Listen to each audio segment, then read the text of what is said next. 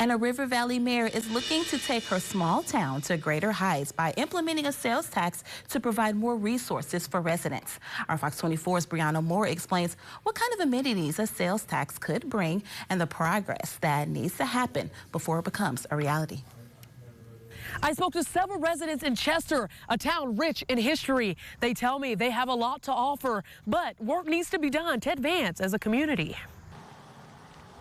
I mean, people fall in love with our town. Everybody says it's like stepping back in time. Chester, Arkansas, a town rooted in history, once a town along the St. Louis-San Francisco Railway with some of the infrastructure still standing. The building was built in 1887, so it's 100 years before I was born, which I think is pretty cool. And it's the only surviving building here in Chester that was original to this side of the creek. We sat down with Lacey Hendricks, born and raised and now the mayor in Chester. She says life has made a full circle after living abroad. I've always loved this place, and I've always loved what my roots were and who the people were that, raised me in the values that I was raised in, and longed to come back. The town, with a population of 144, doesn't have a gas station or a police department. Mayor Hendricks says her love for Chester has driven her to advocate for a sales tax to be able to provide some of these resources for the city's residents. So Chester is extremely small. I think our operating budget is under $40,000 a year, so it's really tight. As a business owner of the Beard and Lady in Chester, one of only 4 businesses in the town, Hendricks says she advocated for sales tax prior to becoming mayor. There's not a sales tax here, and I would love for the revenue that my business is generating to go back into Chester specifically. Hendricks says the sales tax must be voted on in the November election, but some residents are already on board.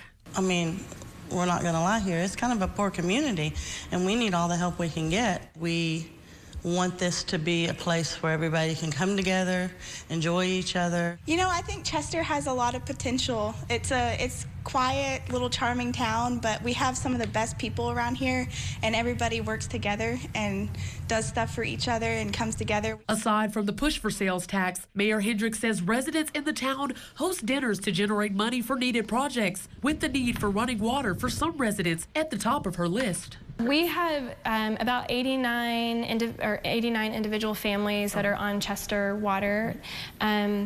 About 26 of them are across the creek, and our creek has flooded, and actually the water line has come out of the creek several times. Hendricks says the town has only been able to make temporary repairs, leaving residents to haul water on their own, according to Mayor Hendricks. She says the list is not small, but knows a sales tax will help get the ball rolling. Let's do what we can with what we have, and then from there we can build.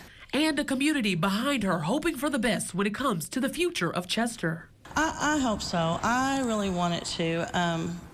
I think if we don't, we're going to be taken over anyway. So why don't we make it a positive place instead of a negative place?